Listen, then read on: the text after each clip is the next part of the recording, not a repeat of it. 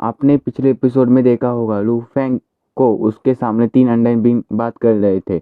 अब आगे वे तीनों एक दूसरे से बात कर रहे थे। वह अपने माइंड से बात करके कहते हैं कि हमारे एनिमी का बड़ा स्कैनर हमारे से भी अधिक पावरफुल है। वे कहते, हमारा नसीब अच्छा है, हमारे पास 20 किमी वाला छोटा सा स्कैनर है, उसने उस एनिमी को डिटेक्ट किया है। वे कहते, हमारा एनिमी जिस स्कैनर का उपयोग कर रहा है वो स्कैनर भी पावरफुल लगता है। उसमें से एक बंदा कहता है, अब हम क्या करें।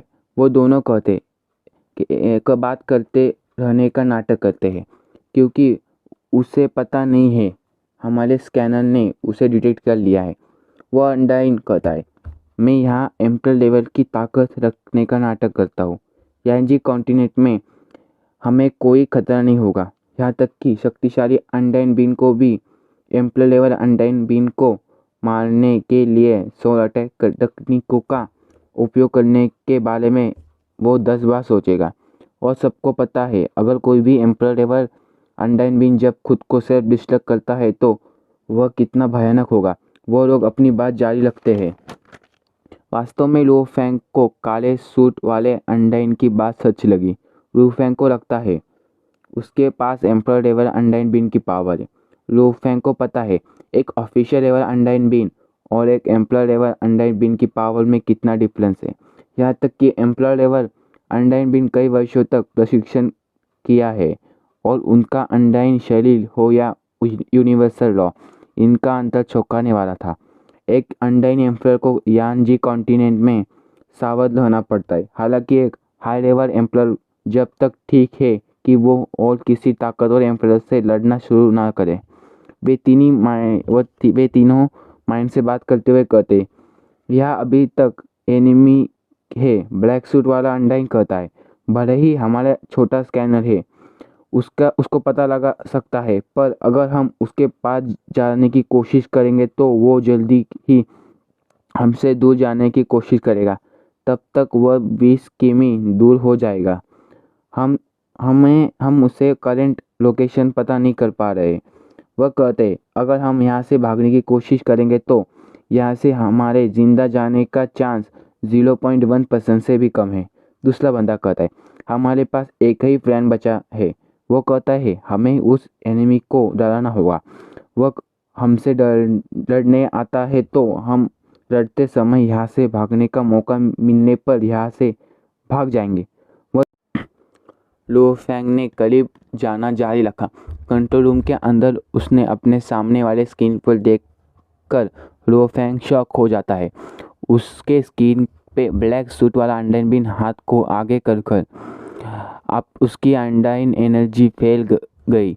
वह गुफाओं से बाहर निकल आया। लगभग एक पल में उसकी फॉर्मलेस एनर्जी 1 लाख किमी में फैल गई।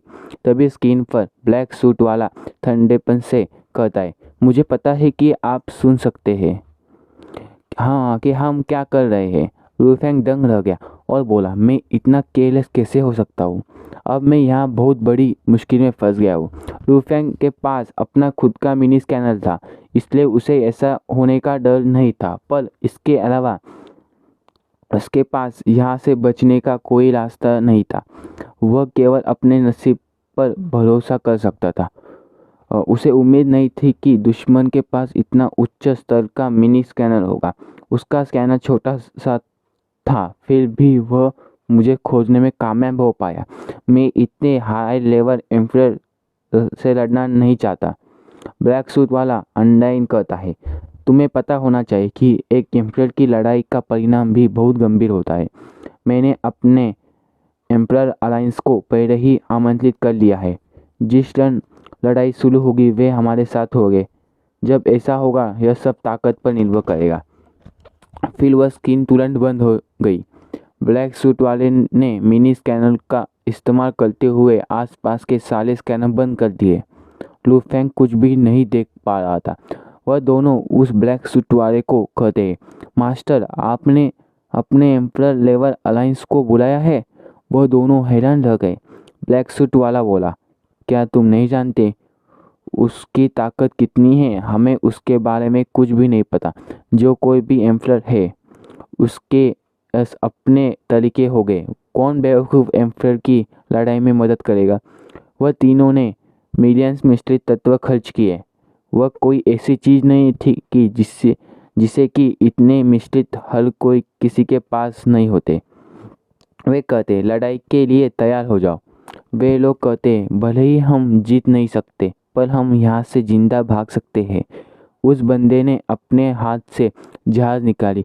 वे लोग उसके अंदर जाकर कहते हैं हम अगर उसके हमले से टकराते हैं तो F9 जहाज़ हमें बचा लेगा। हम यहाँ बहुत कुछ खो। लो फैंग ने ठंडेपन से सोचता है। वह अगर हाई लेवल एम्परर होता तो वह यहाँ से भागने की कोशिश नहीं करता। वह लोग नहीं जानते कि मैं कौन हूँ। कोई एम्परर लेवल अनडाइन बीन अपने एनिमी की पावर को जाने बिना मदद नहीं करेगा। इसके अलावा उन्हें बड़ी कीमत के साथ आने के लिए राजी करने में समय लगेगा। यह इतना आसान भी नहीं होगा। लू फैंग ने बाबाता को बोला बड़े स्कैनर को बंद करो और छोटे स्कैनर को चालू करो। उसने बड़े स्कैनर का इस्तेमाल इसलिए नहीं किया क्योंकि वह स्पष्ट रूप से ट्रेजर के बुलावा को महसूस कर रहा था। उसे बस उस दिशा में जाना है। उसने शुरुआत में बड़े स्कैनर का इस्तेमाल करना पड़ा क्योंकि उसे यह जानने की ज़रूरत थी कि वह किस तरह के एनिमी का सामना कर रहा है। उससे वह देख सकता है वह एनिमी किस प्रजाति का है और उसकी पावर कितनी है। वह उससे आसानी से पता लगा सकता है। ऐसे बहुत कम स्कैनर है जैसी ऐसी जानकारी बता सकते। इसलिए ऐसा स्कैनर बहुत रेयर है। और वह कहता है यहाँ इतने ताकतवर एम्परर को देखना बहुत मुश्किल है। इसलिए उसको अलायंस से मदद मिलना बहुत मुश्किल।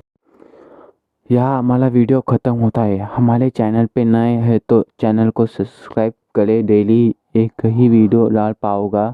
मुझे वीडियो बनाने में बहुत समय लगता है। मैं अपनी पूरी कोशिश करूँगा नॉवेल को अच्छे से एक्सप्लेन करने में। और बस सिर्फ आप सबका सपोर्ट चाहिए हमें। आपका अच्छा सपोर्ट मिलने पर हम डेली वीडियो डालेंगे। इसलिए चलो बाय।